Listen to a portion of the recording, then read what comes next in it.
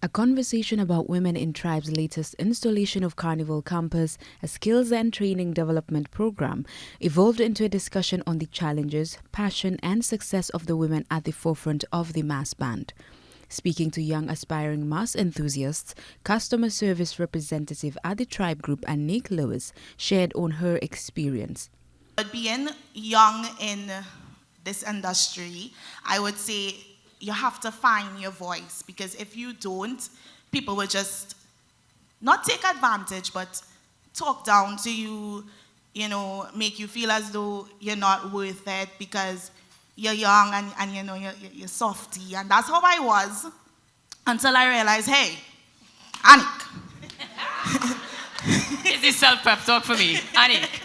Start finding your voice, and you don't have to be disrespectful, but you have to let people know this is how things are gonna go, whether you like it or not. This is what we're doing, and they learn to respect you eventually. Production manager for the band, Renee Boucher, in her experience and as a general notion, said women's passion has been mistaken for emotions. However, this has worked to her advantage.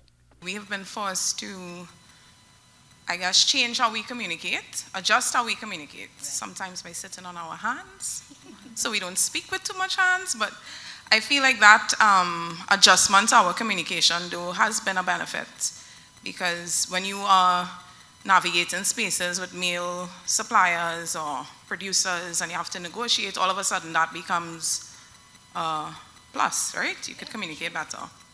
Improving support for women in the carnival industry was another aspect of the conversation. Operations and marketing consultant Danielle Bucar Enrique explained how Tribe is fostering that.